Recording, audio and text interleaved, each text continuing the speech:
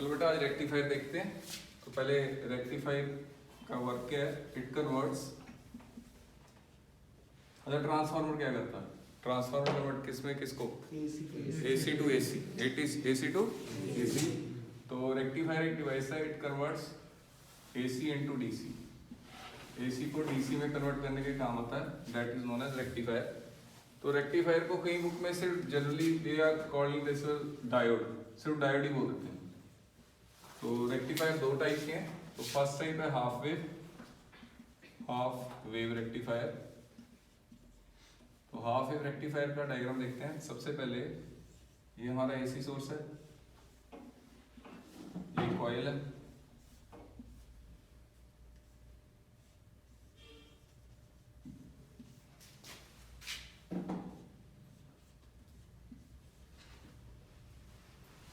इधर हम मान लेते हैं यहाँ पर लोड है। लोड ना बुक में रेजिस्टेंस से शो किया था, ठीक है। आपने इस डायग्राम में ये शो करना है कि म्यूचुअल इंडक्शन मतलब कपलिंग होगी, मैग्नेटिक कपलिंग। कौन सी कपलिंग? Magnetic coupling. सपोज मैंने मान लिया ये AC सोर्स है, ये डायोड लगा हुआ है, इसका इनपुट है, this is the input of AC source. Suppose ये इनपुट हो गया AC सोर्स का, इसका आउटपुट बनाना है। देखो एक बार आराम ना देखो। आई सपोज ये कहानी पुरानी हो गई भाई, अगर इसमें करंट बढ़ रहा है तो इसमें direction of induce current positive हो जाएगी, ये पता है AC चैप्टर में। नहीं पता तो कोई बात नहीं, इसको ऐसे मान लो, मैंने मान लिया इसको A मान लिया, इसको B, इसको C और इसको D। For first half cycle of AC, for first half cycle of AC input due to induction electromagnetic induction, I suppose C जो है वो पॉजिटिव है और D क्या है? नेगेटिव।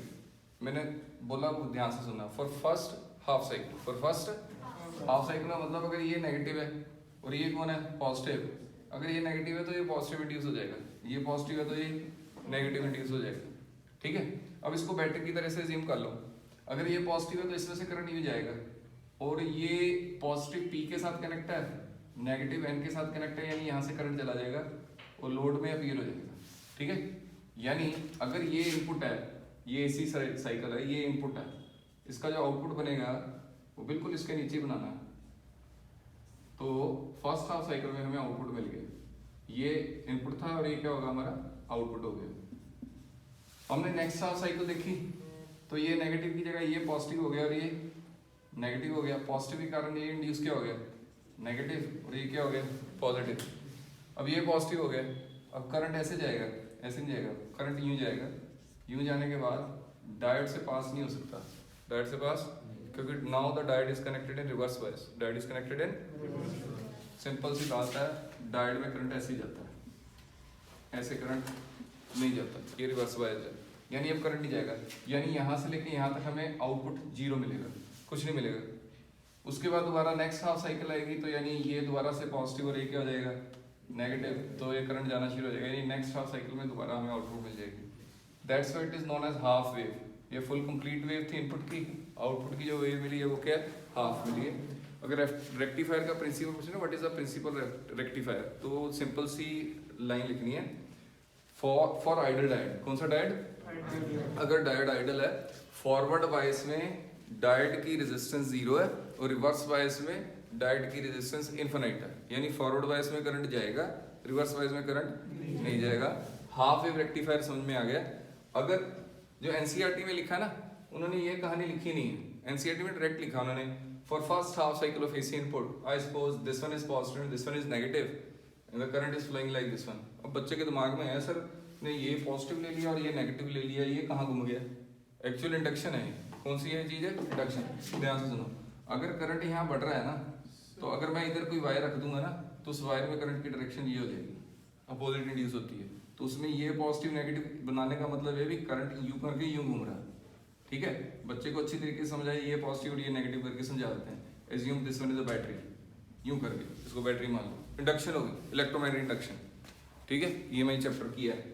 अब जब हम फुल वेव रेक्टिफायर देखेंगे तो फुल वेव में ये पूरी वेव बनेगी। फुल वेव में डायग्राम थोड़ा सा चेंज होगा, ये डायग्राम कुछ ऐसा। आपके ना फुल वेव 2 तरीके के होते हैं। तो फुल वेव रेक्टिफायर में आपके सिलेबस में centre tap type, centre tap type, ये आपके सिलेबस में एक और भी है, वो भी बता दूंगा। बिल्कुल डायग्राम करीब सेम ही है, बस आपने यहाँ से लोड इस यहाँ से कनेक्ट किया, सेंटर से कनेक्ट करके ये लोड लगा देना, दिस वन इज लोड, इसमें 2 डायोड लगेंगे, ये डायोड 1, ये diode 2।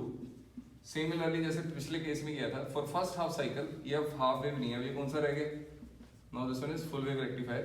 Now I suppose this one is positive and this one is negative for first half cycle of AC input. Direct इसको छोड़ दो, डायरेक्ट इतने बा दो, ए बी पॉइंट लिख के बना दो, ये पॉजिटिव है, ये क्या है, नेगेटिव। अब पॉजिटिव से करंट निकलेगा तो ये डायोड D1 तो फॉरवर्ड बायस में हो गया, ठीक है। करंट यहाँ से इधर निकल जाएगा, जाता जाता यहाँ से निकल जाएगा फॉरवर्ड बायस में, गया गया गया गया गया यहाँ आगे। अब 2 रास्ते हैं करंट के, जहाँ तो करंट यहाँ जाए, जहाँ यहाँ जाए, कहाँ जाएगा करंट, इधर तो जा नहीं सकता, क्यों, क्योंकि ये रिवर्स बायस में, किसमें ये, ध्यान से देखो, डायोड में करंट जाना ही ऐसे है, फटाक, दूसरी डायरेक्शन में करंट जा नहीं सकता, वो रिवर्स बायस है, यानी करंट ने यूं ही जाना, डायोड 1 से गया नीचे जा नहीं सकता, यानी ये यहाँ आ जाएगा, यानी लोड में जो डायरेक्शन ऑफ करंट है वो ये है। फॉर नेक्स्ट हाफ साइकिल ये पॉजिटिव की जगह ये क्या हो जाएगा, ये क्या हो जाएगा, नेगेटिव। नाउ डायोड D2 से करंट पास हो जाएगा, अब ऊपर नहीं जा सकता, यानी दोबारा डायरेक्शन ऑफ करंट क्या है, सेम, डायरेक्शन ऑफ करंट क्या हो गया, सेम, तो डीसी होता क्या है, एक ही डायरेक्शन में करंट जाए, एक ही डायरेक्शन में करंट जाए, तो डीसी मिल गया। तो इसका आउटपुट जो पहला हाफ साइकिल थी उसमें डायोड 1 कंडक्ट किया था, दूसरी हाफ साइकिल में डायोड 2 कंडक्ट करेगा, तीसरी नेक्स्ट साइकिल में डायोड 1 अगेन, फिर दोबारा क्या हो जाएगा डायोड 2, तो हमें फुल वेव मिल जाएगी। दोबारा से जल्दी से देखो, ये पॉजिटिव है फर्स्ट, ये नेगेटिव है, पॉजिटिव होने के कारण ये फॉरवर्ड वाइज में करंट यूं गया, यूं नहीं जा सकता, यहाँ चला गया, लोड में direction in this direction. Second case ये पॉजिटिव है, ये डायोड कंडक्ट करके ऊपर जा नहीं सकता, यानी इधर चल गया। डीसी का मतलब है करंट की डायरेक्शन सेम है, ये एसी है लेकिन ये पल्सेटिंग एसी है। कौन सा एसी है, पल्सेटिंग, मतलब हमने जो डीसी पढ़ा था ये डीसी है, डीसी जो आपने पहले पढ़ा ना, बैटरी के कारण आप डीसी देखते हो, ये वाला डीसी करंट मतलब वो करंट स्टडी करंट, यानी समय के साथ अपना करंट का मैग्नीट्यूड भी नहीं चेंज कर रहा, अपनी डायरेक्शन भी नहीं रिवर्स मार रहा। लेकिन ये जो करंट है ना पल्सेटिंग डीसी है। कौन सा डीसी, पल्सेटिंग, मींस देखो ये जो कर्व होते हैं इसको कहते हैं रिपल्स, इसको कहते हैं रिपल्स, एसी रिपल्स। तो ये एसी रिपल्स हैं, वो नजर आएंगे इसमें। रेक्टिफायर का आउटपुट हमेशा एसी रिपल्स में आता है, मतलब वो पल्सेटिंग डीसी प्रोड्यूस करता है। क्या प्रोड्यूस करता है, पल्सेटिंग डीसी प्रोड्यूस करता है। अगर ये पल्सेटिंग डीसी को हमने गायब करना है, हमने स्टेडी डीसी में यूज करना है, तो आपको सिर्फ 1 मार्क्स क्वेश्चन आएगा, what is the role of filter, what is the role of filter in rectifier. Filter क्या करता है, ये एसी रिपल्स को रिमूव कर देता है। क्या करता है, एसी रिपल्स को रिमूव करके वो एक कांस्टेंट डीसी, यानी उसका डायग्राम अगर बनाऊं तो कुछ पहले वो रिपल्स ही बनाते हैं यूं करके, यूं, फिर वो कह देते हैं लाइक दिस, यानी हमारा जो एसी रिपल है वो रिमूव हो गया, करंट कुछ ऐसा जा रहा है स्ट्रेट। यानी फिल्टर का बस मेरे मतलब बताओ, what is the role of filter. Filter is used to remove AC ripples, means filter is used to convert pulsating DC into steady DC, pulsating DC into steady DC. याद हो जाएगा। Half wave rectifier, full wave rectifier. अगर full wave rectifier का एक और diagram है, वो सिर्फ आपसे ये पूछ लेंगे भी बताओ ये कौन सा रेक्टिफायर है, हाफ वेव है कि फुल वेव है। तो उसका डायग्राम ऐसे है,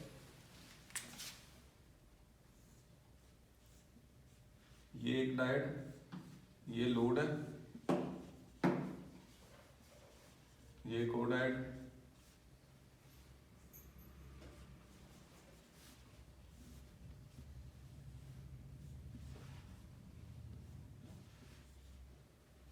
देखो अभी क्या हुआ, सपोज मैंने मान लिया ये वही एसी का इनपुट है, यहाँ पर ये इंडक्शन हो गया, इंडक्शन होने के कारण ये सपोज ये पॉजिटिव हो गया, ये नेगेटिव है। पॉजिटिव होने के कारण करंट यूं आया, यूं आया, यूं आया। अब करंट यूं तो जा नहीं सकता, किधर जाएगा, इधर आ जाएगा। अब करंट इसके बाद नीचे तो जा नहीं सकता, ये रिवर्स में, यानी करंट की डायरेक्शन यहाँ आ गई। अब करंट ये पॉजिटिव था तो करंट पॉजिटिव से निकल के पॉजिटिव में नहीं घूमता, पॉजिटिव से निकल के कहाँ जाएगा वो, यानी ऊपर नहीं जा सकता वो कहाँ जाएगा, नीचे जाएगा। यानी this is the direction of current, यानी ये लोड में करंट ऐसे गया। नेक्स्ट हाफ साइकिल में ये इसकी जगह ये पॉजिटिव हो जाएगा, यानी ये नेगेटिव हो जाएगा। अब यहाँ से करंट आया, ऊपर तो जा नहीं सकता यानी इधर गया, इधर गया, और ऊपर तो जा नहीं सकता रिवर्स में यानी दोबारा इधर गया, यानी दोबारा लोड में डायरेक्शन ऑफ करंट क्या है, सेम है, उसके बाद ऊपर चला गया। यानी पहले केस में D1 D2 D3 D4 लिखें तो फर्स्ट केस में करंट यूं करके यूं करके यूं करके यूं गया था, यानी D1 और D4 ने कंडक्ट किया, यानी D1 के साथ यहाँ D4 आ जाएगा।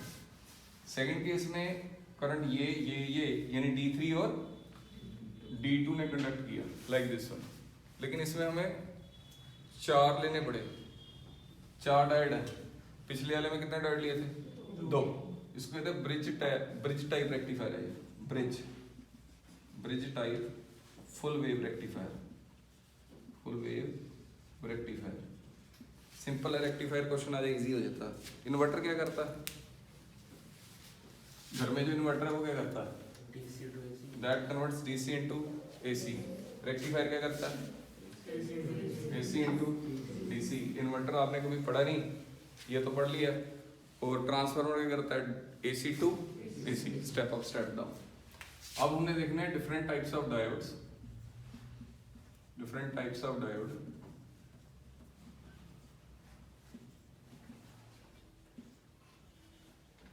सबसे पहले इसमें है फोटोडायोड।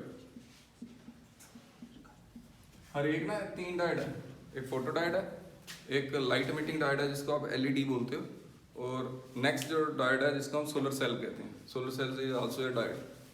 तो सबसे पहले फोटोडायोड, इनके तीनों के अलग अलग क्वेश्चन है, वही आते हैं। फोटोडायोड में सबसे पहले देखो, जिसने प्रीवियस लेक्चर में लाया उसको सिर्फ एक चीज याद करनी है भाई, अगर ये पीएन जंक्शन डायोड है, ये पी है और ये एन है, यहाँ पर होल्स हैं और यहाँ पर इलेक्ट्रॉन पड़े हैं, ये 2-3 माइनॉरिटी कैरियर जरूर शो करने होते हैं, ठीक है।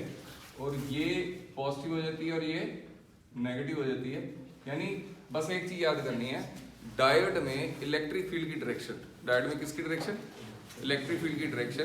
The direction of electric field in the diode is always from N to P, N to P direction होती है। जिनने पिछला लेक्चर नहीं लाया, सिंपल जी गल है, इलेक्ट्रिक फील्ड की डायरेक्शन N to P के P2 है, N to P all electric field की डायरेक्शन इन बिल्ट। अगर ये डायोड पड़ा है, कोई बैटरी नहीं लगाई, तो बैटरी नहीं लगाने के बावजूद भी जो डायोड में इलेक्ट्रिक फील्ड इंड्यूस्ड है उसकी डायरेक्शन N to P होती है ऑलवेज।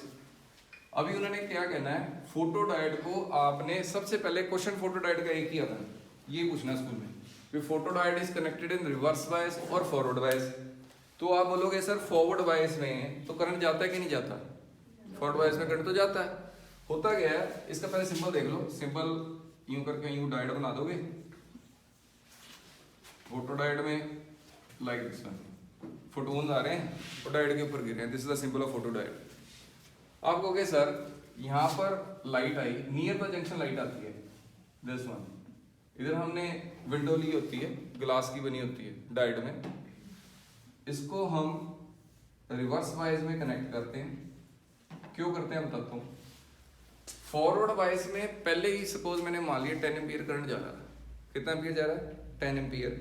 पहली बात तो 10 एम्पीयर उसमें भी नहीं जाता, वो मिली में जाता है। फॉरवर्ड बायस में मिली एम्पीयर में करंट जाता है, रिवर्स बायस में माइक्रो एम्पीयर में जाता है। दोनों याद कर लो, फॉरवर्ड बायस में मिली एम्पीयर, रिवर्स बायस में, वैसे तो रिवर्स में 0 जाता है, अगर आइडल डायोड है तो 0, अगर आइडल नहीं है तो 10⁻⁻6 में जाएगा, और फॉरवर्ड बायस में 10⁻⁻3।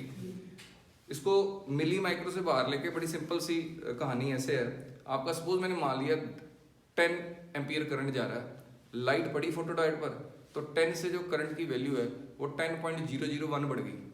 तो बताओ जब आप करंट का नोटिसेबल चेंज देखोगे वो आपको अपीयर ही नहीं होगा, क्योंकि फॉरवर्ड बायस में पहले करंट बहुत ज़्यादा जा रहा होता है, अगर लाइट बढ़ेगी तो उससे जो करंट बढ़ेगा वो नोटिसेबल चेंज उसका नज़र नहीं आता। किसमें, फॉरवर्ड बायस में जाता, उसमें भी करंट है, फोटोन्स गिरेंगे तो करंट बढ़ जाएगा फॉरवर्ड बायस, लेकिन फॉरवर्ड बायस में पहले करंट बहुत ज़्यादा जा रहा है तो आपको करंट का चेंज नज़र नहीं आ रहा, ठीक है। सेकंड चीज, रिवर्स बायस में लगाते हैं, रिवर्स बायस में पहले करंट बहुत कम जाता है, जब लाइट गिरती है, लाइट गिरने से करंट बढ़ जाता है, तो करंट बढ़ता है तो उसमें नोटिसेबल चेंज नजर आता है। ये जो फोटो डायोड है ना, ये फॉर जनरेटिंग इलेक्ट्रिक पावर नहीं है। जैसे हम सोलर सेल की बात करें, सोलर सेल को घर पे तो लगाते हैं, हमें नजर आए भी हमारी लाइट चले, जैसे फैन चले, ऐसा कुछ चले। फोटो डायोड का ये काम नहीं है। बिल्कुल सेम कंसेप्ट है इसका और उसका, दोनों में लाइट गिरती है और करंट पैदा होता है, फोटो डायोड में भी और सोलर सेल में भी। फोटो डायोड में भी और सोलर सेल में दोनों में लाइट गिरेगी और दोनों के लाइट से करंट बनेगा, ठीक है। वो करंट दोनों केस में बनता है, लेकिन photo diode is a basically use as the purpose of sensor. इसने बस ये बताना है भाई मेरे पर लाइट गिरी और मतलब फोटोन्स गिरे और मैंने लाइट पैदा कर दी, जस्ट सेंस करना है। वो लाइट ये नहीं बल्ब चाहिए, तो बस छोटा सा, तो वो छोटी सी चीज चला दे, बस इसने सेंस करके ये बताना भी मैं चल पड़ी। यानी फोटो डायोड का मेन कम ये नहीं है टू पावर जनरेशन, ये पावर जनरेशन के काम नहीं आता, ये जस्ट ये बताता है भाई मेरे पर लाइट गिरी और सर्किट ओपन कर दो कोई भी, और it behaves like a sensor. Car में लगे होते हैं, लाइट पड़ी, उसको सेंस कर लिया, उसने सर्किट ओपन कर दिया, काम होना शुरू हो गया, ठीक है। तो कुछ ऐसा इसमें जब लाइट गिरेगी, इसका मेन पर्पस ये नहीं है टू जनरेट द करंट, इसका सिर्फ ये है भाई माड़ा सा करंट चल जाए तो पता लग जाए। रिवर्स वाइज में पहले करंट बहुत कम जाता है, जैसे ही इसके ऊपर फोटोन्स गिरते हैं, फोटोन गिरने के कारण क्या होता है, यहाँ पर नजदीक में इलेक्ट्रॉन और होल पेयर क्रिएट होंगे। Electron hole pair, electron hole pair मतलब कोवेलेंट बॉन्ड थी सिलिकॉन की, यूं करके यूं, यहाँ पर ये इलेक्ट्रॉन बॉन्ड था, यहाँ पर लाइट आई, इसने इलेक्ट्रॉन को बाहर निकाल दिया, इलेक्ट्रॉन बाहर आ गया, यहाँ पर कौन बन गया, होल्स, यानी इलेक्ट्रॉन होल पेयर जनरेट हुए। वो लिखेंगे पता क्या, ध्यान सुनना, तो ये कहेंगे भी जब फोटोन की लाइट आई, उसकी जो लाइट है फॉरबिडन एनर्जी गैप, किस गैप से ज्यादा हो, तो ही कोई चीज वैलेंस बैंड से कंडक्शन बैंड जाती है। वैलेंस बैंड से कंडक्शन बैंड का मतलब ही ये होता है बॉन्ड से इलेक्ट्रॉन निकल के बस बाहर आ जाए। वैलेंस बैंड गया है, बॉन्ड के अंदर बैठा है इलेक्ट्रॉन, कंडक्शन बैंड गया है, इलेक्ट्रॉन उससे बाहर आ जाए, बस यही काम है। यानी फॉरबिडन एनर्जी गैप से अगर फोटोन की एनर्जी ज्यादा है, इलेक्ट्रॉन होल पेयर क्रिएट होंगे near the junction, near the, अगर near the junction electron hole pair create होंगे, यहाँ सपोज मैंने इलेक्ट्रॉन मान लिया, यहाँ पर होल जनरेट मान लिया, तो इलेक्ट्रिक फील्ड के कारण यहाँ पर पॉजिटिव होल आ जाएंगे और यहाँ पर कौन चल जाएगा, इलेक्ट्रॉन वापस, यानी अपने घर वापस आ रहा है। अपने घर वापस आने से कौन सा करंट बढ़ता है, ड्रिफ्ट। कौन सा करंट बढ़ता है, drift current, reverse current flow करता है। कौन सा करंट, जिससे ये करंट बहना शुरू हो जाएगा रिवर्स में। तो इसको यहाँ पर अगर लाना है तो आपने माइक्रोमीटर लगाना, क्योंकि ये 10⁻⁻⁶ में करंट जाता है। दोबारा सारी चीज सुन लो, जब इसकी एक्सप्लेनेशन लिखोगे, पहला क्वेश्चन फोटो डायोड का यही आता है, भाई फोटो डायोड में रिवर्स वाइज में क्यों लगाते हैं। मेरे को लगता है समझ में आ गया।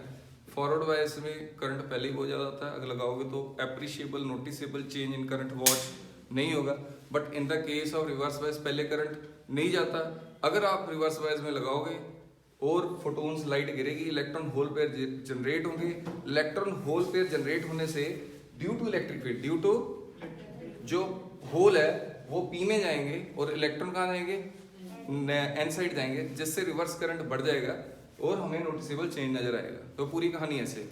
अब वो इसमें ये पूछ सकते हैं अगर लाइट की इंटेंसिटी बढ़ाएंगे तो क्या होगा, लाइट की इंटेंसिटी बढ़ाओगे तो करंट बढ़ जाएगा, लाइट की इंटेंसिटी बढ़ाओगे तो करंट बढ़ जाएगा। तो उसका इसका जो कैरेक्टरिस्टिक ग्राफ है वो ऐसे बनता है, this one is current and this one is voltage. तो ये रिवर्स करंट है तो ये ग्राफ इस साइड बनेगा, इसका ग्राफ ऐसे बनता है कुछ लाइक दिस वन। ये इंटेंसिटी है, ये इंटेंसिटी कम है, ये इंटेंसिटी उससे थोड़ी ज्यादा है, ये इंटेंसिटी सबसे, तो रिवर्स करंट सबसे ज्यादा है। इसकी रीडिंग किस में होती है, माइक्रो एम्पियर में, ये आ गई हमारी वोल्टेज में, वोल्ट में आ गई। This is a characteristic graph, it is a characteristic graph, simple है। देखो कैरेक्टरिस्टिक ग्राफ में देखो मैंने अगला रीजन ही बनाया यूं करके यूं, ये कौन सा रीजन होता है, ब्रेक डाउन। किसका रीजन, अरे परसों लेक्चर गया था, फॉरवर्ड वाइज रिवर्स वाइज मैंने सर ने आपने ऐसे बताया था यूं करके यूं। उसके बाद मैंने बताया था एक वोल्टेज पे आके वो ब्रेक हो जाता है और करंट शार्पली राइज हो जाता है। एलईडी उसमें वर्क नहीं करेगी, एलईडी ब्रेकडाउन रीजन से पहले ही काम करेगी। कौन से रीजन से, ब्रेकडाउन रीजन से पहले। मुझे लगता है एलईडी सॉरी फोटो डायोड उससे पहले ही काम करेगा। मैं लगा समझ आ गया। फोटो डायोड का अगर तुसी वर्किंग लिखनी है सब तो पहले लिखोगे भी सर यहाँ पर एक विंडो है, विंडो से कौन आए, फोटोन आए। फोटोन की जो एनर्जी है वो फॉरबिडन एनर्जी गैप से ज़्यादा है, ज़्यादा होगी तो कौन बनेंगे, electron hole. Electric field diode में कहाँ से कहाँ होती है, N2P। इलेक्ट्रिक फील्ड के कारण होल P में आएंगे, इलेक्ट्रॉन N में जाएंगे, जिससे रिवर्स करंट जाना शुरू हो जाएगा। ये कहानी है इसकी थ्योरी। उसके बाद इंटेंसिटी बढ़ेगी तो इलेक्ट्रॉन होल पेयर बढ़ेंगे तो करंट बढ़ जाएगा, रिवर्स करंट बढ़ जाएगा। सारा समझ में आ गया। Now next one is next type of diode is LED, light emitting diode. अच्छा, इन सब की डायोड की ना कंस्ट्रक्शन अलग होती है, वो हमारे सिलेबस में नहीं है। क्योंकि कई बच्चे कहते हैं सर ये डायोड इस ऐसे काम कर रहा है, वो डायोड ऐसे काम कर रहा है, सबकी इंटरनल जो कंस्ट्रक्शन है वो अलग मानी जाती है। सबसे पहले हम एलईडी की फुल फॉर्म में मालूम है, लाइट इमिटिंग डायोड। तो ये पी है और ये एन है, इसको हमने फॉरवर्ड बायस में कनेक्ट करना है। Light emitting diode are always connected in forward bias, light emitting diodes are always connected in forward bias, जिसको हम शॉर्ट फॉर्म में एलईडी भी बोल देते हैं। तो इसमें क्या होता है, बिल्कुल सिंपल है, ये डिप्लीशन लेयर हो गई, इलेक्ट्रिक फील्ड की डायरेक्शन इधर, N2 P। बच्चे ने एलईडी पढ़ लिया, स्कूल जाके बिल्कुल दिमाग से निकल गया what is light emitting diode. बड़ा सिंपल सा लॉजिक है इसका।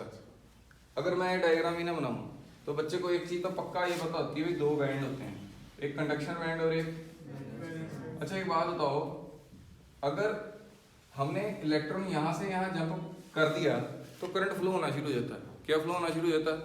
करंट, वैलेंस बैंड से कंडक्शन बैंड। लेकिन यहाँ तो हमने करंट पैदा करना ही नहीं है, करंट तो हम खुद पावर देते हैं इसको। लाइट इमिटिंग जो जैसे आपकी टीवी है एलईडी, उसको आप इलेक्ट्रिसिटी देते हो, उससे लेते नहीं हो, यानी आप तो इसको एनर्जी तो आप खुद ट्रांसफर कर रहे हो, ठीक है। तो आप तो करंट खुद भेज रहे हो ना एलईडी में। इसमें क्या होता है, रिवर्स इफेक्ट है। आपने क्या करना है, कंडक्शन बैंड से इलेक्ट्रॉन को उठा के अगर हमने कौन से बैंड में गिरी, बैलेंस बैंड में, कहाँ गिरे, तो वो इतना फॉरवर्ड एनर्जी गैप जितना वो एक फोटोन रिलीज कर देगा। फोटोन यानी लाइट रिलीज करेगा।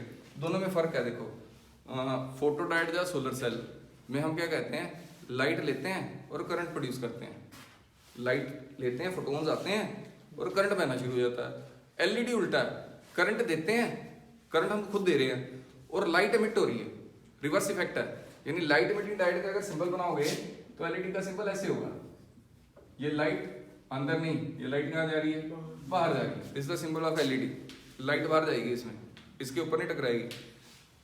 बिल्कुल नहीं कुछ याद आ रहा, सिंपल है। तो देखोगे सर आप करंट भेजिया तो ਜਿਹੜਾ ਇਲੈਕਟ੍ਰੋਨ ਆਇਆ ਹਾਈ એનર્ਜੀ ਲੈਵਲ ਯਾਨੀ ਕੰਡਕਸ਼ਨ ਬੈਂਡ ਤੋਂ ਨਿਕਲ ਕੇ ਕਿੱਥੇ ਆ ਗਿਆ, ਲੋ એનર્ਜੀ ਲੈਵਲ ਵੈਲੈਂਸ ਬੈਂਡ ਤੇ ਆ ਗਿਆ। ਤੇ ਜਿੰਨੇ ਇਹਨਾਂ ਤੱਕ એનર્ਜੀ ਗੈਪ ਹੈ, ਫਾਰਵਰਡ એનર્ਜੀ ਗੈਪ ਦਾ એનર્ਜੀ ਗੈਪ ਦੇ ਇਕੁਅਲ ਅਮਾਉਂਟ ਆਫ એનર્ਜੀ ਉਹ ਕੀ ਕਰ ਦੇਗਾ, ਇਨ ਦਾ ਫਾर्म ऑफ फोटोन ਕੀ ਕਰ ਦੇਗਾ, ਰਿਲੀਜ਼ ਕਰ ਦੇਗਾ। और बिल्कुल नहीं याद रहा एलईडी, अगर याद है तो कंसेप्ट ਇਹਦਾ ਇਦਾਂ है, इधर आ जाओ। हो गया यहाँ से, ये जो होल है due to forward bias depletion layer बड़ी होगी कि छोटी होगी, ये तो क्वेश्चन पूछते हैं। फॉरवर्ड बायस में डिप्लीशन लेयर छोटी होती है। ये देखो, ये पॉजिटिव ये नेगेटिव ऐसे है, ये पॉजिटिव यहाँ और ये नेगेटिव यहाँ, ये डिप्लीशन लेयर छोटी होती है। फॉरवर्ड बायस में डिप्लीशन लेयर छोटी हो जाती है क्योंकि वो इस इलेक्ट्रिक फील्ड की, ये जो इलेक्ट्रिक फील्ड है बैटरी वाली, इसको पोज करती है। ये प्लस माइनस इधर है, देखो ये प्लस ये माइनस इधर है, ये प्लस इधर है माइनस, ये प्लस माइनस इसकी ये जो फील्ड है इसको डिक्रीज करेगा, धक्का मारेगा रिवर्स डायरेक्शन में। यानी डिप्लीशन लेयर इन फॉरवर्ड बायस छोटी होती है। जब फॉरवर्ड बायस देंगे होगा क्या, ये होल डिप्लीशन लेयर को क्रॉस करके यहाँ आ जाएगा, आएगा। फॉरवर्ड बायस में डिफ्यूजन करंट जाता है, ये डिफ्यूजन करंट है, अपने घर से भागना, ठीक है। यहाँ पर कौन बैठा है, इलेक्ट्रॉन है, यहाँ पर कौन बैठे हैं, इलेक्ट्रॉन। जब ये होल यहाँ पर आ गया, ये जो n के साइड इलेक्ट्रॉन थे वो इस होल में आके रिकम्बाइन हो गए, क्या हो गए, रिकम्बाइन। सिमिलरली ये इलेक्ट्रॉन N2P आए और ये इलेक्ट्रॉन आके P में यहाँ पर कंबाइन हो गए और इन्होंने कोवेलेंट बॉन्ड बना दी, तोड़ी नहीं, इन्होंने कोवेलेंट बॉन्ड बना दी। जब कोवेलेंट बॉन्ड तोड़नी थी तो एनर्जी रिलीज बाहर होनी थी। जब कोवेलेंट बॉन्ड बनेगी, सॉरी दोबारा सुनो, जब हमने कोवेलेंट बॉन्ड तोड़नी होती है तो हम एनर्जी कहाँ से लेते हैं, बाहर से। अभी हमने ये जोड़ रहे हैं तो यानी एनर्जी क्या रिलीज करेगी, बाहर की तरफ एनर्जी रिलीज करेगी। यानी दोबारा सुनो, सिंपल सी बात है, जब फॉरवर्ड वाइज में होगा, होल P से निकल के N की तरफ जाएंगे, वहां पर बैठे जो इलेक्ट्रॉन है और ये जो होल वहां पर जाएंगे, ये दोनों रिकम्बाइन होंगे, यानी कोवेलेंट बॉन्ड बनेगी। जब कोवेलेंट बॉन्ड बनेगी तो ये एनर्जी रिलीज करेंगे in the term of photons, in the term of photons. Similarly electron जब N से P जाएंगे तो ये N, देखो मोबिलिटी वैसे इलेक्ट्रॉन ਦੀ ਹੁੰਦੀ ਹੈ, ਹੋਲ ਕਦੇ ਮੂਵ ਨਹੀਂ ਹੁੰਦੇ। ਐਕਚੁਅਲ ਦੇ ਵਿੱਚ ਕਹਾਣੀ ਇਦਾਂ ਹੈ ਵੀ ਇਲੈਕਟ੍ਰੋਨ ਕਿਧਰੋਂ ਕਿਧਰ ਆਣਗੇ, N to P, ਤੇ ਇਲੈਕਟ੍ਰੋਨ P ਦੇ ਵਿੱਚ ਜਾ ਕੇ ਕੀ ਹੋ ਜਾਣਗੇ, ਕੰਬਾਈਨ, ਕੀ ਹੋ ਜਾਣਗੇ, combine to release the energy, ठीक है। ਹੁਣ इसमें क्वेश्चन ये आता है भाई क्या silicon and germanium act as colour LED. क्या ये कलर एलईडी के काम आएंगी? कलर लाइट इमिटिंग डायोड के काम आएंगी? तो इसका आंसर है नो। इनका जो एनर्जी गैप है, जैसे सिलिकॉन का एनर्जी गैप था 1.1 इलेक्ट्रॉन वोल्ट और जर्मेनियम का कितना था 0.7 इलेक्ट्रॉन वोल्ट। अगर E equal to hc by lambda formula, इसमें एक ही फार्मूला है इस चैप्टर में, E equal to hc by lambda, energy 1.1 electron volt 1.1 1.6 10 -19 joule हो गया। H की वैल्यू पुट करो, C की वैल्यू पुट करो तो लैम्डा आ जाएगा। तो ये जो वेवलेंथ आएगी ये इंफ्रारेड जोन में आएगी। कौन से जोन में? तो विजिबल में तो आई नहीं। सिलिकॉन और जर्मेनियम लगाओगे तो सिलिकॉन और जर्मेनियम कलर एलईडी के काम नहीं आता। कौन से के काम नहीं आता? क्योंकि देखो एनर्जी तो रिलीज करेगा लेकिन in the form of which? In the form of infrared rays. In the form of, तो इंफ्रारेड रेस तो नजर नहीं आती, वो तो विजिबल के रेंज में ही नहीं है। हमें कौन सा कलर नजर आ जाएगा उससे? चोर मचाए शोर, जैसे आपने मूवी देखी है, ये रखा हुआ है बड़ा सारा हीरा, ठीक है, चोर आ रहा है ढूंढने के लिए, तो वो रेज दिखाते हैं यहाँ से यहाँ आ रही हैं, तो वो क्या होती हैं? वो एक्चुअली इंफ्रारेड रेज होती हैं। कौन सी रेज होती हैं? क्योंकि नजर तो आती नहीं हो। जब वो नजदीक आएगा वो सर्किट इनकम्प्लीट हो जाएगा, किसी तरीके से लाइट नहीं डलेगी, उसको पता लगा लाइट नहीं डली तो उसे अलार्म बजा देना, कहीं से ब्लॉकेज आ गई। समझ में आया? मतलब silicon and germanium are not used as colour LED.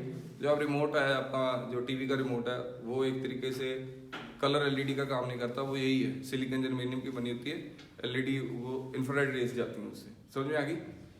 LED use होती हैं कौन? Silicon and germanium. जैसे बर्गलर अलार्म, जैसे चोर मचाई शोर वाली मूवी देखी है, लाइट आती है बच जाता है, वो मतलब they are act as LED but they are not act as a colour LED. दोनों में फर्क है। Colour LED use, colour LED के लिए आपका जो सेमीकंडक्टर यूज होता है गैलियम आर्सेनाइड फॉस्फाइड, ठीक है, गैलियम आर्सेनाइड फॉस्फाइड, ये इनऑर्गेनिक कंपाउंड सेमीकंडक्टर है, ठीक है, गैलियम आर्सेनाइड फॉस्फाइड। इसका जो क्वेश्चन है देखो एलईडी का, अभी तक जो कराया इसमें से कुछ नहीं आना। इसके उसने ये पूछना है व्हाट एलईडी का इनकैंडेसेंट बल्ब यानी आम बल्ब से क्या फायदा? वैसे ही आपको वैसे ही याद है। रिलायबल कौन है? एलईडी। कॉस्टली कौन है? एलईडी। ये बकवास चीज है। कॉस्टली कौन है? एलईडी। इसके पास यही लिमिटेशन है। ड्यूरेबल भी कौन है? एलईडी। अरे बोलो, fast switch on switch off भी कौन है? एलईडी। जब सीएफएल बल्ब देखे ना, लाइट जगा दोगे, बल्ब ऑन कर दोगे तो उसको हीटिंग टाइम चाहिए। जैसे ये सीएफएल है ऊपर जो लगा है, ये सीएफएल क्या करता है, चल ही नहीं रही है, लाइट खराब है, कोई बात नहीं, तो इसको मैं चलाऊंगा ना तो थोड़ी देर तक सोचेगी मैं चलना है चलना है चलना है, थोड़ी हल्की हल्की हल्की हल्की समय के साथ वार्म अप टाइम चाहिए इसको। वार्म अप होने टाइम होने के बाद ये ब्राइट होगी, उससे पहले ब्राइट नहीं होती। एलईडी को ये टाइम नहीं चाहिए। इसके लिए जो एनर्जी गैप है वो 1.5 और 1.8 इलेक्ट्रॉन वोल्ट से ऊपर का चाहिए। किसको? एलईडी को, क्योंकि उसने कौन से में आना है? विजिबल रेंज में आना है। किस में आना है? क्योंकि ये तो इंफ्रारेड में बैठे हैं, सिलिकॉन जर्मेनियम। बोल सिलिकॉन एंड जर्मेनियम यूज है कलर एलईडी? नो, ये याद करो। फॉरवर्ड वाइज में कनेक्ट किया, रिवर्स वाइज में कनेक्ट किया है। क्या होता है, होल जाते हैं एक से और उधर जाके इलेक्ट्रॉन से मिल जाते हैं और कोवेलेंट बॉन्ड बन जाती है। कोवेलेंट बॉन्ड बन जाती है तो एनर्जी रिलीज करते हैं। नेक्स्ट आ गया हमारा, next one is that is solar cell. ये डिफरेंस पूछेंगे, what is the difference between photodiode and solar cell? What is the difference between? दोनों का काम सेम था, दोनों पे क्यों आएगी? फोटोन्स आएंगे और करंट प्रोड्यूस होगा। कुछ किस में? Solar cell and photodiode. इसका डायग्राम ऐसे है,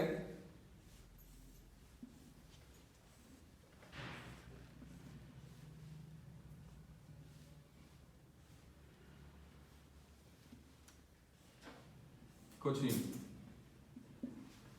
यहां पर सपोज मैंने माना एन टाइप सेमीकंडक्टर है, ये पी टाइप सेमीकंडक्टर है। यहां पर फोटोन्स ऊपर से आते हैं लाइक दिस वन, ठीक है। इसका जंक्शन एरिया बहुत बड़ा होता है। कौन सा एरिया? जंक्शन एरिया बहुत बड़ा होता है। लाइट ऊपर से आती है। ये एन टाइप सेमीकंडक्टर अगर इसके हिसाब से बोलूं ना के बराबर है, ना के बराबर, मतलब इसकी थिकनेस बहुत कम होती है और इसकी थिकनेस बहुत ज्यादा, 100 टाइम्स मोर। कितने टाइम्स मोर? ये थिकनेस ना के बराबर है, ये थिकनेस बहुत ज्यादा है। होता क्या है, कनेक्शन के लिए हम इसको यहाँ पर फिंगर्स लगा देते हैं, यूं करके ये फिंगर्स लग जाती हैं क्योंकि हमने कनेक्शन बनाना। और इसके नीचे पूरी एक बैक प्लेट लगा देते हैं, ये पूरी मेटल की प्लेट है ये पूरी, और इसको यहाँ कनेक्ट कर दिया। और ये मतलब कह लीजिए क्लोज ओपन सर्किट है। ध्यान से सुनना आप, क्या पूरा डायग्राम क्या है इसके बारे में।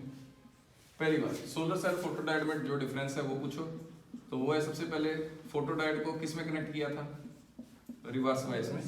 सोलर सेल को नो बायसिंग, कौन सी biasing, means not in forward bias, not in, this open circuit, this one is, इसको कोई बैटरी की जरूरत नहीं है, सोलर सेल में बैटरी लगाने की कोई जरूरत नहीं है, ये खुद ओपन सर्किट है, ठीक है।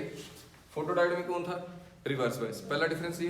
दूसरा, फोटोडायोड में हमको पावर जनरेशन में कोई इंटरेस्ट नहीं था, ठीक है, पावर जनरेशन हमें करंट ज्यादा चाहिए नहीं था, तो करके इसका जो जंक्शन एरिया था वो छोटा था, ठीक है।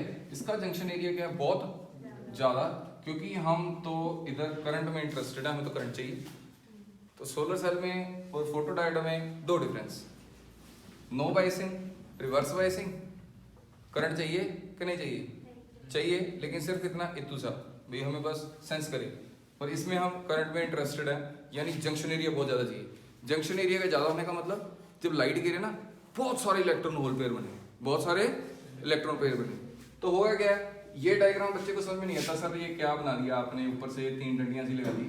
एक्चुअल में क्या है, कनेक्शन के लिए जब भी पीएन जंक्शन कोई डायोड होता है तो मैंने आपको बोला हुआ है, यहाँ पर मेटेलिक कैप लग जाती है दोनों साइड, ये पी और ये एन है, तो यहाँ पर कौन सी कैप लगती है, मेटेलिक कैप, ये कंडक्ट करता है आगे वायर को, एक्सटर्नल सर्किट को। तो इधर कंडक्ट करने के लिए अगर मैं यहाँ से पूरी की सूर्य की प्लेट लगा दूं तो लाइट कहाँ से आएगी, लाइट आएगी नहीं, लाइट ऊपर से आएगी। तो सर ये पतला से क्यों रखा, ये एन ऊपर वाला जो सेमीकंडक्टर है, एन रख लो पी रख लो, कोई ऐसे नहीं है भाई पी रख लो एन रख लो, कोई भी रख लो, एक लेयर पतली रखनी है, दूसरे सेमीकंडक्टर मोटी होगी। यहाँ से ये जो लाइट है ना कि ये यहाँ से जंक्शन तक आ जाए, किधर तक आ जाए, ये ऊपर वाला हिस्सा जहां पर लाइट गिरनी है वो बारीक मतलब बहुत थिन क्यों रखा है, ऊपर से लाइट आए और कहां तक पहुंचे, जंक्शन तक पहुंच जाए, जंक्शन तक पहुंचेगी तो काम होगा, नहीं तो कुछ नहीं होने वाला, ठीक है। तो अगर इसको थिन लेते हैं, ये जो इसको ग्रिड भी बोल देते हैं, जैसे जाली देखिए घर में जाली ऐसे बनी होती है, ऊपर पे ऐसे जालियां बनी होती हैं, जहाँ तो ग्रिड लाइट स्ट्रक्चर इसके ऊपर लगा देते हैं, भाई ये देखो ये जो जालियां लगी हैं, देखो ये भी जो मैंने वायर्स बनाई हैं, ये भी तो कुछ ना कुछ एरिया घेर रही है, और ऊपर से लाइट जो है थोड़ी थोड़ी जहाँ पर ये लगी लाइट नहीं जाने देगी, यानी एक तरीके से नुकसान है। लेकिन हमें सर्किट बनाना है, हमें इनपुट के लिए कोई चीज तो लगानी है ना वहाँ पर, तो करके हमने यहाँ पर ये सर्किट लगाया, 15% एरिया घेर लेती हैं इसका, कितना परसेंट, हाँ वो है लॉस ही है, लेकिन क्या करें, हमें कनेक्शन तो चाहिए, कनेक्शन के लिए हमें ग्रिड जाए लगाना पड़ता है। नीचे पूरी बैक प्लेट लगा दो, पूरी नीचे पूरी मेटालिक प्लेट, ये बैक प्लेट है पूरी की पूरी लगी हुई है, यानी एक नीचे से कनेक्शन पूरा है, क्योंकि लाइट तो ऊपर से आ रही है। अब सर इसकी वर्किंग समझाओ, same as that of photodiode, लेकिन इसकी वर्किंग के स्टेप हैं, वो 3 स्टेप हैं। पहला बोलेगा जनरेशन, फिर बोलेगा सेपरेशन, फिर बोलेगा collection. There are 3 steps in the solar cell, बड़ा सिंपल है। जनरेशन, जब यहां से, अब सुन लो, जब यहां से लाइट आई greater than energy gap, greater than energy gap, electron hole pair generate, क्या जनरेट होंगे, इलेक्ट्रॉन होल पेयर जनरेट, बोलो समझ में आ गया। पहला स्टेप क्या है, generation of electron hole pair, generation of electron hole pair. कब होंगे जनरेशन, जब लाइट आएगी और उसका जो एनर्जी है वो किससे ज्यादा हो, फॉरवर्ड एनर्जी गैप से ज्यादा हो, फॉरवर्ड एनर्जी गैप से ज्यादा हो तो जनरेशन होगी। सेकंड चीज separation, what is the direction of electric field in a diode, N2 और P और P to N, N to P diode में तो हमेशा किस तरह से रहती है, N to, इस इलेक्ट्रिक फील्ड के कारण जो नियर द जंक्शन, जैसे यहाँ पर होल प्रोड्यूस हो गया वो कहाँ जाएगा, P में, और जो यहाँ पर इलेक्ट्रॉन होल में यहाँ से जो इलेक्ट्रॉन प्रोड्यूस होगा वो कहाँ जाएगा, ऊपर। तो ये क्या होगी, सेपरेशन, ये क्या होगी, सेपरेशन में क्या है, जो इलेक्ट्रॉन होल पेयर जनरेट हुए हैं due to presence of electric field, due to presence of, वो सेपरेट हो जाते हैं इलेक्ट्रिक फील्ड के कारण। जो होल है वो किस में आ गए, P में, और इलेक्ट्रॉन कहाँ गए, N में। ये जो होल आएंगे जिसके, ये पहले न्यूट्रल था और ये भी न्यूट्रल था, P और N दोनों न्यूट्रल ही होते हैं। जब यहाँ पर एक्सेसिव होल आ गए, यानी बैक प्लेट क्या होगी, पॉजिटिव, और ये ऊपर वाली ये ग्रिड क्या होगी, नेगेटिव, ऊपर वाली ग्रिड नेगेटिव और ये क्या होगी, पॉजिटिव। तो ये लास्ट स्टेप क्या है, कलेक्शन। कलेक्शन में सोलर सेल के बैक प्लेट P यानी पॉजिटिव कलेक्ट कर लिए, और ग्रिड ने क्या ले लिया, नेगेटिव कलेक्ट कर लिया, ये कलेक्शन है। इन 3 स्टेप पे याद होगी, पहली कौन है, जनरेशन, दूसरी कौन है, सेपरेशन, तीसरी कौन है कलेक्शन। ये सारा कुछ फोटोडायोड में एक्सप्लेन नहीं किया जाता। बेसिक प्रिंसिपल तो वही है, इलेक्ट्रिक फील्ड के कारण इलेक्ट्रॉन होल पेयर इधर उधर जा रहे हैं, कोई खास बात नहीं है, ठीक है। अब इसकी ये ना, ये क्वेश्चन इस फोटोडायोड में क्वेश्चन इंपॉर्टेंट था, रिवर्स बायस में क्यों कनेक्ट करते हैं, ठीक है। एलईडी में मेन क्वेश्चन था भाई एलईडी का ऑर्डिनरी बल्ब या इनकैंडेसेंट बल्ब से क्या फायदा है, ठीक है। सारी एक्सप्रेशन उसकी नहीं आती। इसमें जो क्वेश्चन है वो ये है भी इसका characteristic graph sir fourth quadrant में क्यों बनाया जाता है, फोर्थ क्वाड्रेंट में बनता है।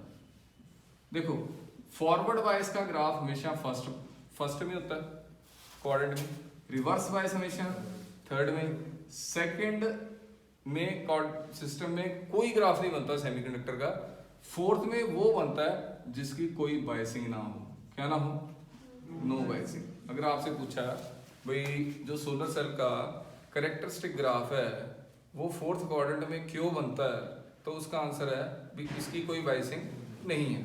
इसका ग्राफ ही बड़ा बकवास है, कुछ यूं करके लाइक दिस वन, ये हमारी वोल्टेज है और ये हमारा करंट है, ओपन सर्किट के हिसाब से बनता है ग्राफ, ठीक है। एलसी ऑसिलेशन पढ़ा हुआ है ना, एलसी ऑसिलेशन पढ़ा है, उसके हिसाब से बनता है। एलसी ऑसिलेशन में स्टार्टिंग में करंट क्या होता है, छोड़ो, कैपेसिटर और इंडक्टर का कॉम्बिनेशन है वो, कैपेसिटर और इंडक्टर का।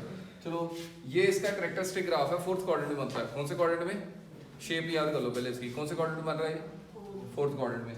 अब सोलर सेल में सबसे इंपॉर्टेंट चीज ये है भाई आपने सोलर सेल लेना कैसा है, तो सोलर सेल की सबसे पहले जो मटेरियल है वो इजीली अवेलेबल हो, जैसे सिलिकॉन, कौन सा सिलिकॉन, 1.1 इलेक्ट्रॉन वोल्ट से लेके 1.8 इलेक्ट्रॉन वोल्ट तक जितने भी सोलर सेल में जो कह लीजिए लाइट मीटिंग डायोड्स हैं वो सारे काम आएंगे। दोबारा सुनो, सोलर सेल के लिए वो सेमीकंडक्टर काम आते हैं जिनकी एनर्जी गैप 1.1 इलेक्ट्रॉन वोल्ट से लेके 1.8 इलेक्ट्रॉन वोल्ट तक है। सबसे बढ़िया मटेरियल माना जाता है 1.5 इलेक्ट्रॉन वोल्ट। कौन सा 1.5 इलेक्ट्रॉन वोल्ट सबसे बढ़िया क्यों माना जाता है, क्योंकि सोलर सेल को ये चाहिए जो लाइट गिरे ना, जिस चीज पे गिर रही है वो उसको एब्जॉर्ब करे, ना कि रिफ्लेक्ट करे। क्या करे, लाइट आई टक्कर मार के निकल गई बाहर, सोलर सेल का काम ही नहीं, मतलब एब्जॉर्प्शन पावर ज्यादा हो। सबसे बढ़िया सोलर सेल के लिए सबसे ज्यादा चीज अच्छी चाहिए एब्जॉर्प्शन पावर, बाकी सारी नेक्स्ट जैसे सस्ता मिले, इजीली अवेलेबल हो, ये सब कुछ ठीक है। यूज बताओ इसके, use are in calculator, use in ऊपर जैसे जो भी हम लेके जाते हैं तो सैटेलाइट में भी हमें ये काम आता है, कौन, सोलर सेल, ठीक है। Okay, thank you.